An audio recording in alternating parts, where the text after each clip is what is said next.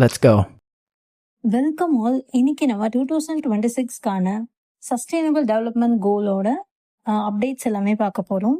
So இது exam பாயிண்ட்ல ரொம்ப ரொம்ப இம்பார்ட்டண்டான டாபிக். ஸோ பார்க்கலாம். ஜனவரி 1, 2016 ஸ்டார்ட் பண்ணாங்க. ஸோ இது யார் ரிலீஸ் பண்றாங்கன்னு பார்த்தீங்கன்னா UNSDSN, sustainable development solutions network. So இந்த எஸ்டிஜி வந்து யார் அடாப்ட் பண்ணியிருக்காங்கன்னு பார்த்தீங்கன்னா யுனைடெட் நேஷன். ஸோ எந்த இயர்னா 2015. ஸோ இந்த எஸ்டிஜிக்கான மோட்டோ பார்த்தீங்கன்னா leave no one behind.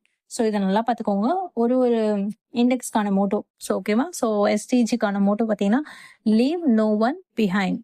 So எஸ்டிஜியில் இந்தியா ரேங்க் எவ்வளோன்னு பார்த்தீங்கன்னா 94th பிளேஸ்ல இருக்கு. ஸோ அவுட் ஆஃப் 167 கண்ட்ரீஸ்ல. ஸோ நம்ம 2015 பார்த்தோம்னா நம்ம இந்தியா ரேங்க் வந்து 112 இருந்திருக்கும். ஸோ சேம் 167 கண்ட்ரீஸ்ல 112th ரேங்க்ல இருந்திருப்பாங்க. 2024 பார்த்தீங்கன்னா 109 இருப்பாங்க. 2025ல 99th பிளேஸ். ஸோ போன வருஷம். ஸோ இந்த வருஷம் பார்த்தீங்கன்னா 94th பிளேஸ். ஸோ எஸ்டிஜியோட ஸ்கோர் பார்த்தீங்கன்னா 68.3. ஸோ வந்து 18 பிளேசஸ் வந்து இம்ப்ரூவ் ஆயிருக்குன்னு சொல்லியிருப்பாங்க. ஆனால் பார்த்தீங்கன்னா ஒரு 4 கண்ட்ரீஸ்ல பின்தங்கி இருக்கு அப்படின்னு சொல்லுவாங்க. அது என்னென்ன கண்ட்ரீஸ் பார்க்கலாம். ஸோ ஃபர்ஸ்ட் பார்த்தீங்கன்னா பூட்டான், மால்தீவ்ஸ், நேபாள், ஸ்ரீலங்கா. பூட்டான் பார்த்தீங்கன்னா 73rd ரேங்க். நெக்ஸ்ட் நேபாள் வந்து 90. நெக்ஸ்ட் ஸ்ரீலங்கா பார்த்தீங்கன்னா 92. ஸோ இந்த 4 கண்ட்ரீஸ்ல தான் பின்தங்கி இருக்கு அப்படின்னு சொல்லியிருப்பாங்க. So top SDG score country list பார்க்கலாம். ஸோ ஃபர்ஸ்ட் 5 பிளேஸ்ல யார் யார் இருக்காங்கன்னா ஃபின்லாண்ட் இருக்காங்க 87.40. நெக்ஸ்ட் செகண்ட் பார்த்தீங்கன்னா ஸ்வீடன் 86.26. தேர்ட் பார்த்தீங்கன்னா டென்மார்க் 85.68. ஃபோர்த் வந்து நார்வே 84.08. ஃபிஃப்த் பார்த்தீங்கன்னா ஜெர்மனி. ஸோ 84.02ல இருப்பாங்க. And then bottom of the லிஸ்ட்ல யார் யார் இருக்காங்கன்னு பார்க்கலாம். 167th. ஸோ அது வந்து சாண்டு 43.9. ஸோ 168th கண்ட்ரி வந்து Central African Republic 43.3. 169th country பார்த்தீங்கன்னா சவுத் சூடான். ஸோ இதான் ரொம்ப லாஸ்ட் 39.9. ஸோ இந்த ஃபர்ஸ்ட் அண்ட் லாஸ்ட் எல்லாமே நல்லா பார்த்துக்கோங்க, கண்டிப்பா அதை கேட்பாங்க. ஸோ இது ரொம்ப ரொம்ப இம்பார்ட்டன்ட்.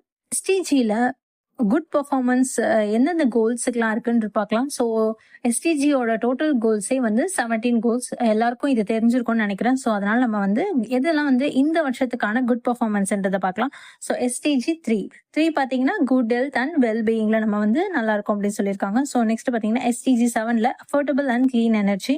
அண்ட் எஸ்டிஜி 9 பார்த்தீங்கன்னா இண்டஸ்ட்ரி, இனோவேஷன் அண்ட் இன்ஃப்ராஸ்ட்ரக்சர் எல்லாமே வந்து குட் பர்ஃபார்மன்ஸ் லிஸ்ட்ல வந்திருக்கு.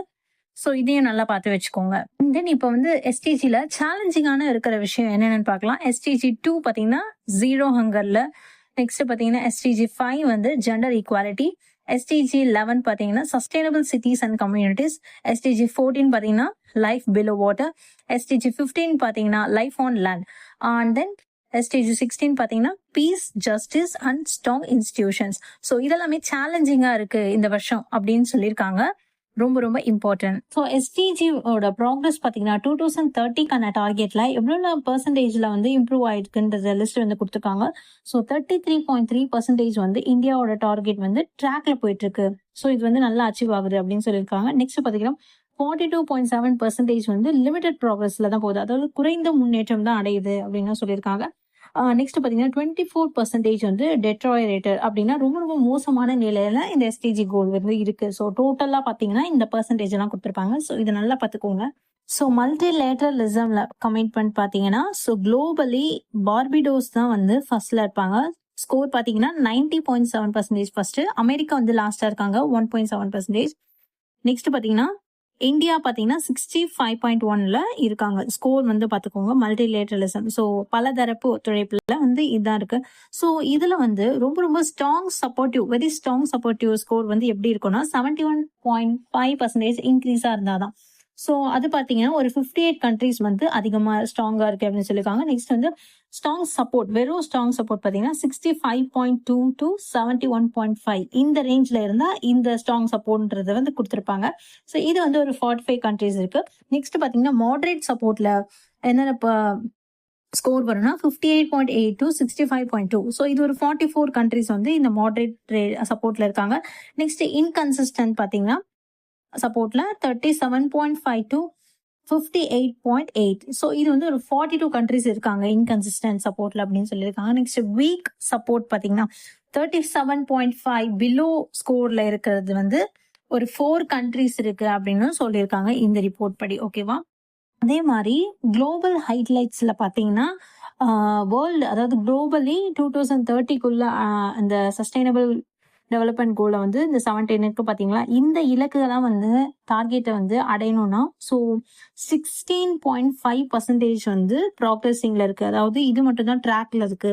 தென் அந்த 15% ஒரு 15% டார்கெட்ஸ் வந்து 2015ல இருக்க மாதிரியே பின்னடைவில் இருந்திருக்கு. அதாவது ஆக்டிவ்லி ரிவைசிங்ல இருக்கு அப்படின்னு சொல்லியிருக்காங்க. ஸோ இது வந்து ஒரு குளோபல் ஹைலைட். இதை நல்லா பார்த்துக்கோங்க. ஸோ நெக்ஸ்ட் பார்த்தீங்கன்னா எஸ்டிஜி வந்து எந்தெந்த அமைப்புகள்லாம் வந்து வெளியிடுறாங்கன்றதை நம்ம பார்க்கலாம். ஸோ நிதி Aayog SDG index India. So இது வந்து ஸோ எஸ்டிஜி டெவலப்மெண்ட் கோல் வந்து குளோபலி பார்த்தீங்கன்னா யூஎன் வந்து வெளியிடுவாங்க. ஸோ இந்த மாநிலங்கள் அளவில் வந்து வெளியிடுறது யாருன்னா நிதி ஆயோக் தான். ஸோ நிதி ஆயோக் தான் வந்து நோடல் ஏஜென்சியா இருக்கு எஸ்டிஜி கோல்ல. ஸோ அவங்க தான் வந்து எஸ்டிஜி வந்து ப்ரொமோட் பண்றாங்க. எது மூலமாலாம் நம்ம அந்த ஃபங்க்ஷன்ஸ் பார்த்துருப்போம்ல நேத்து. So cooperative federalism and competitive federalism தான் ப்ரொமோட் பண்றாங்க எஸ்டிஜி மூலமா. ஸோ இதை நல்லா பார்த்துக்கோங்க. நெக்ஸ்ட் அமைப்பு பார்த்தீங்கன்னா MOSPI. ஸோ இதோட ஃபுல் ஃபார்ம் பார்த்தீங்கன்னா ministry of statistics and programme implementation. So இவங்களும் NIFன்ற மூலமா இதை வெளியிடுறாங்க. So NIF national indicator framework. இதுல வந்து பாத்தீங்கன்னா 277 இண்டிகேட்டர்ஸ் இருக்கு. ஸோ இதுக்கு சப்போர்ட் பண்றது யாருன்னா DDCF. So data for development coordination forum சொல்லுவாங்க. ஸோ இதுக்கு பார்ட்னர்ஷிப்ஸ் யார் வச்சிருக்காங்கன்னா நிதி ஆயோக்கும் UN ரெசிடென்ட் கோஆர்டினேட்டர் ஆஃபீஸ், இவங்க 2 பேரும் சேர்ந்து இந்த அமைப்பு மூலமா இதை வெளியிடுறாங்க அப்படின்றது தெரிஞ்சுக்கோங்க. ஸோ இது ரொம்ப ரொம்ப இம்பார்ட்டன்ட். நெக்ஸ்ட் பாத்தீங்கன்னா ministry of Panchayat Raj. So கிராமப்புறங்கள்லயும் SDG டெவலப்மெண்ட் கோல் வந்து இம்ப்ரூவ் பண்ணணும்ன்றதுக்காக கொண்டு வந்தது. ஸோ அதனால SDG வந்து பாத்தீங்கன்னா லோக்கலைஸ் பண்ணி 9 தீம்ஸ் வந்து கொண்டு வந்திருக்காங்க. ஸோ அதுக்கப்புறமா இது எந்தெந்த இண்டெக்ஸ் மூலமா இதை வெளியிடுறாங்க கிராமப்புறங்கள்லன்னு பாத்தீங்கன்னா ரொம்ப ரொம்ப இம்பார்ட்டன்ட் 2 இண்டெக்ஸ் இருக்கு.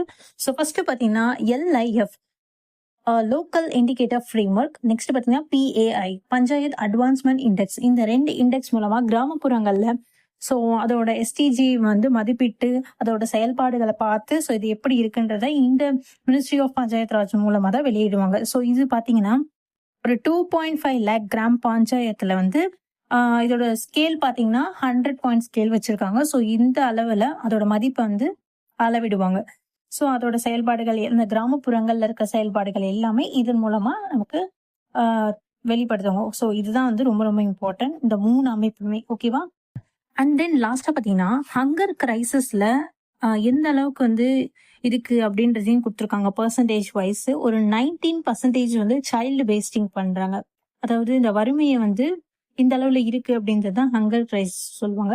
ஸோ 19% வந்து ஃபுட் வந்து சைல்டு வேஸ்டிங்கால ஆகுது. நெக்ஸ்ட் 29.3% சைல்டு ஸ்டண்டிங்கால ஆகுது. நெக்ஸ்ட் பாத்தீங்கன்னா 12% வந்து அண்டர் நியூட்ரிஷனா இருக்கு அப்படின்னு இது வந்து வெளியிட்டிருக்காங்க.